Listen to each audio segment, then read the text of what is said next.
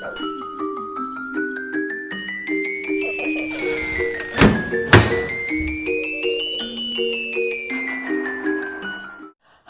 and welcome to an episode of Broke Ass Goth, where we teach you how to maintain dark aesthetics on a budget.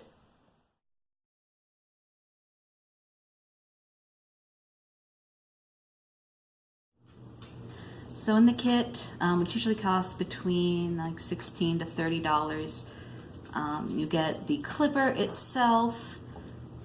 You can get a wire clipper, one with rechargeable batteries. You'll get lots and lots of guides, and you usually get a comb and some clips to hold your hair back. And the guides are important because they will determine the length of your hair. So for instance, my wife's side shave is quite short, so we'll go with like a number 2 guide or guard. But as you can see, this is a number 4, this is a number 6. So you can vary the hair length or just determine how short your hair is going to be. And these just clip onto the razor itself.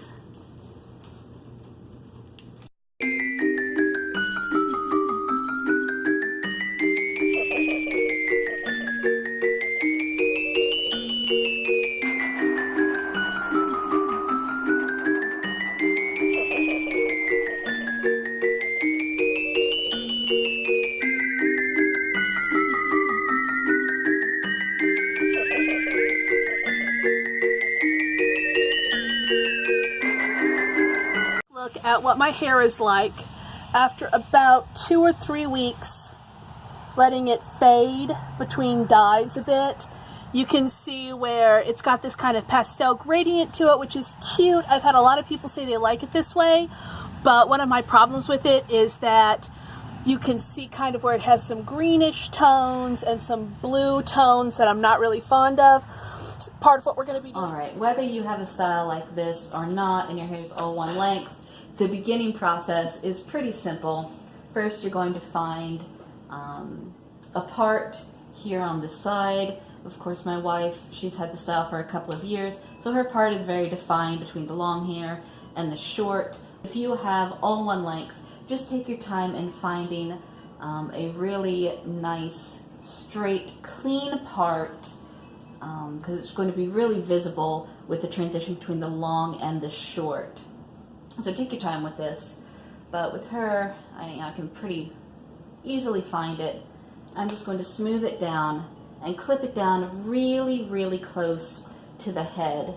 Really stretch out that hair and clip it, because we don't want to accidentally nip any of these long hairs along the transition line here, because then they're going to create little cowlicks and flyaways. So we really want to keep that long hair very, very separate. All right.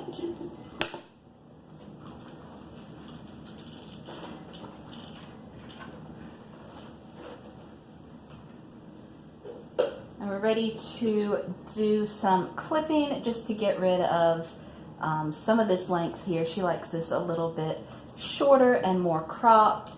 You could have a side shave that's a little bit longer. It just depends on what guide you choose. So we're going pretty short, not quite like crew cut, which would be like a number 1 guide, but we're just going to snap the guide onto the clipper. And so that keeps a certain length of hair from getting right on the blades, which is what determines your length. All right, let's get to clipping.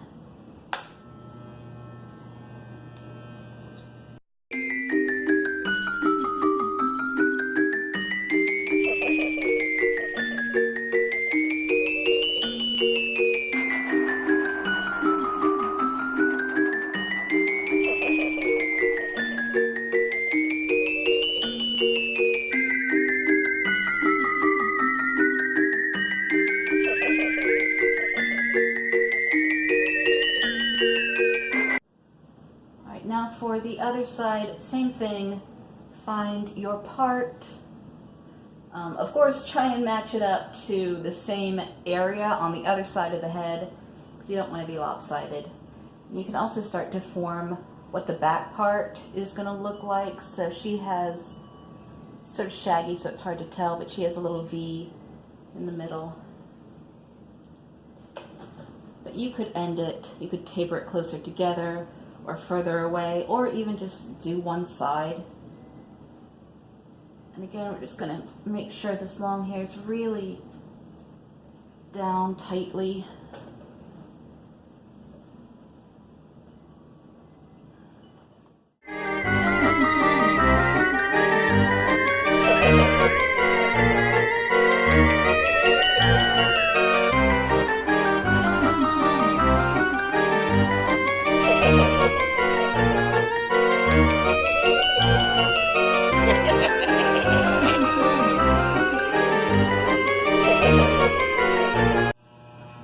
Personally, I always find having her do my hair is kind of a special thing. Like, it's time, and I know it sounds kind of weird, but it's time that we just kind of spend together, and there's not too many distractions. I don't know, I think it takes a lot of trust to turn to your significant other and say, I want you to do my hair.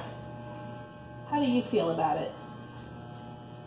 Yeah, it can be stressful sometimes because you don't want to mess up.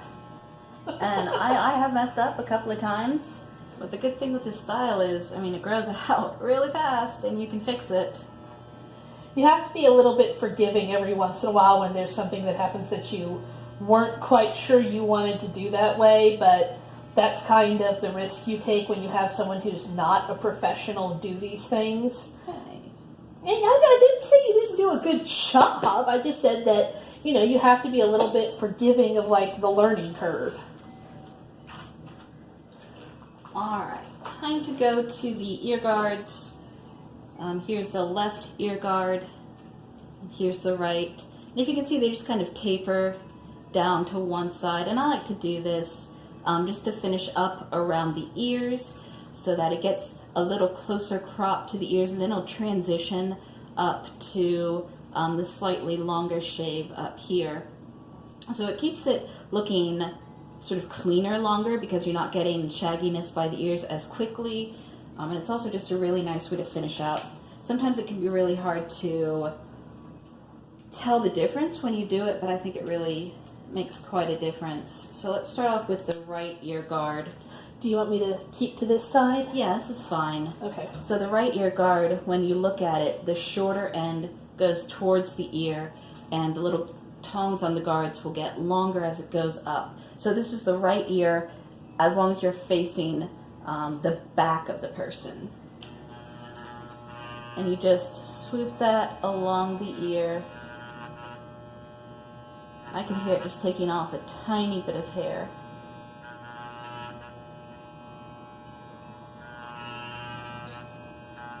Alright. Take this guard off, put on our left ear.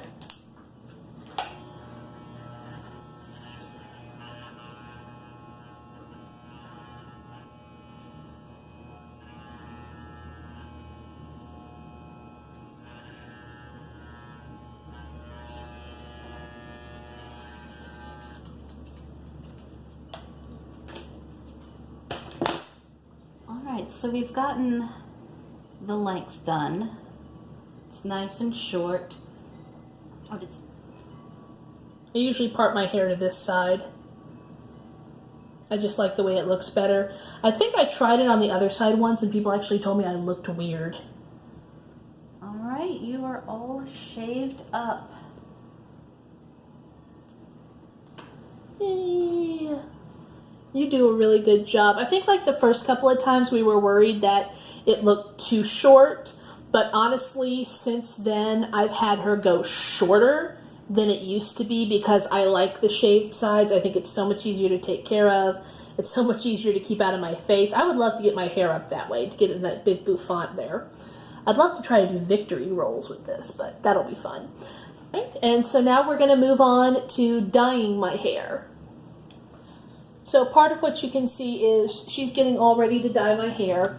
I switched into a crappy old PJ top, and she's got the towel guarding her waist because Honestly, we have tried so many times to be very, very careful about the dye, to be very careful on what it gets on, to be very careful about our clothing and surfaces, and inevitably we end up with like a big smear of dye just painted somewhere. Alright, so her dye style is really simple. We just have a chunk up front that we dye more of a pink, and back here we dye black. Right now everything's really faded.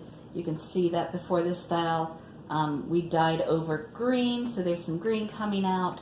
That pink has sort of gone to a peach, and that black, because it's such a blue tone black, when it fades out, I went to purple. But this is a really strong dye, and especially with the black, it's just going to cover all of this, and that really strong pink that we have is going to sort of blend in with the black, and it's going to cover over all this. But if you were doing lighter colors, if you wanted to do a pastel, you're going to have to bleach out your hair and try and get it as white as possible. Use some color remover to try and get as much color out. But we're doing dark colors, so we can go right over this. So I'm just going to section out the top part, which we are going to make pink, and this can be a pretty rough part. If you're doing more than 2 colors, really it's the same procedure. Just section out what's going to be a different color. I'm just going to make it into a little top knot. Make sure we tuck the ends in really well so they don't accidentally get caught up in the other dye. Put my glove in the clip. That's real helpful. Always do that. All right.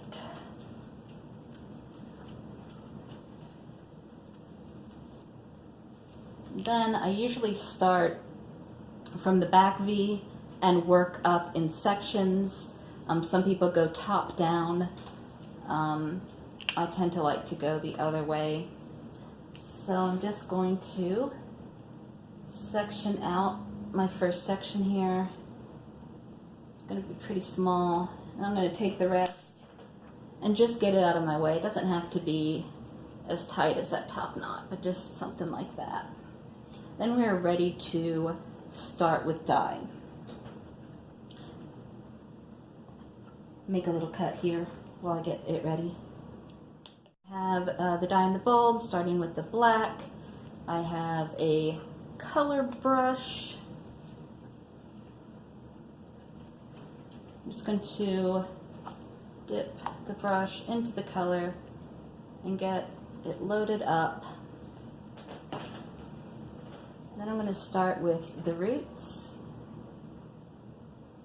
Since she doesn't want her shaved section black, I'm going to try and make sure that we don't get it in the shaved section. And I immediately did. But we just sort of wipe that up a little bit. And then you always want to make sure that you flip it up and get the underside as well. And get it really saturated. And then once you have both sides of the root done, you can start adding in color through the rest of the strand.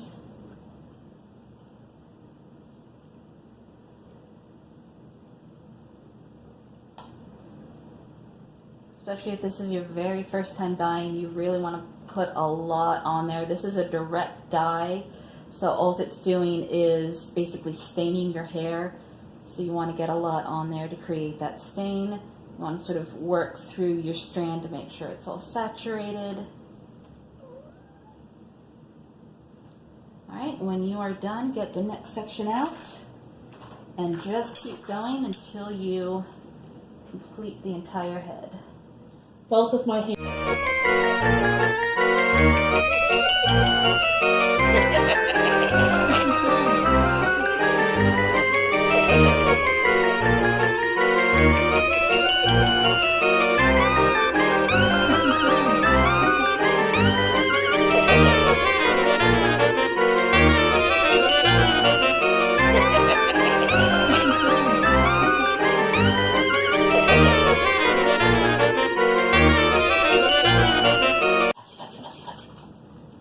we love our dachshund. We love our dachshund.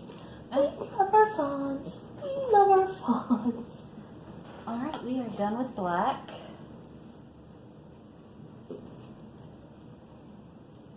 Alright, so once you are done with one color, it's generally a good idea to really secure it in a little knot, just so you don't get as much bleeding. Alright, and I'm just gonna go around the edges, just because I do want a sharp color transition here.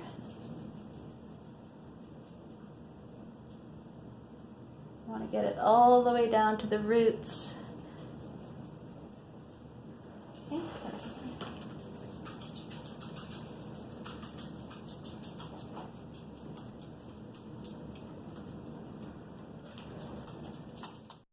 We're switching over to the next part of my hair, the pink part. And as far as what color pink you want it to be, that's kind of up to you. That's kind of up to what you want. I like kind of a really rich fuchsia mix, so we use 2 parts of the Wrath and 1 part periwinkle, because the periwinkle adds just kind of some subtle tones in there that I'm really fond of, and she's in the middle of mixing that up right now. I'm going to have to go back to Hot Topic and end up getting a lot more hair dye. I try to wait until they're doing like a buy one get one free sale or a buy one get one half sale, and then I load up on all my hair dyes, because I'll use the same color for what, probably 3 to 6 months depending. So I'm just gonna mix some Wrath with this Periwinkle. Periwinkle's such a fun word. Nobody uses it anymore.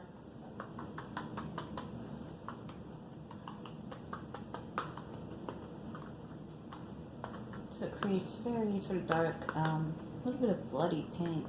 Bloody pink. Bloody pink. I love that. Bloody pink. That's what I'm going to call it from now on. Bloody pink. Alright, I have changed into fresh gloves. They already got stuff on them now, because if you're working with a dark color, you don't really want the colors mixing. Try and prevent that as much as possible. I'm also going to try not to lay down this section onto the black. Thank you, Fonzie. The camera needed a jiggle effect.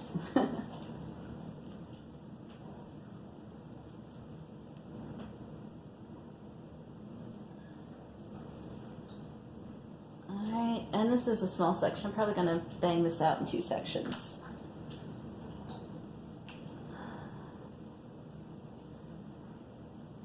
Just try and keep it off the black. I just let it sit there for a sec. I don't think anything got on it. Alright, same thing.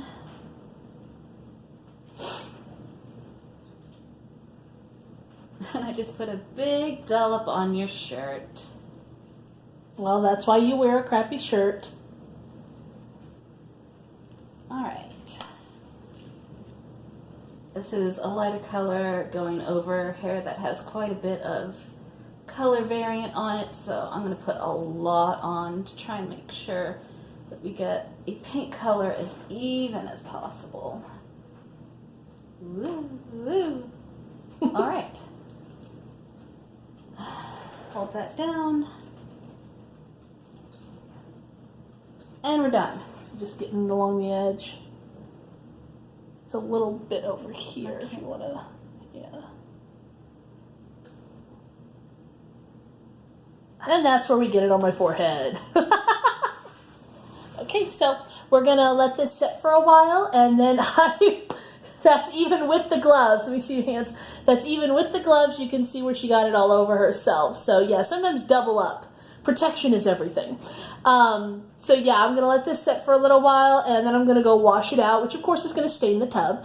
And I will try to get it styled either tonight or tomorrow and shoot a quick video letting you all see how I do my hair.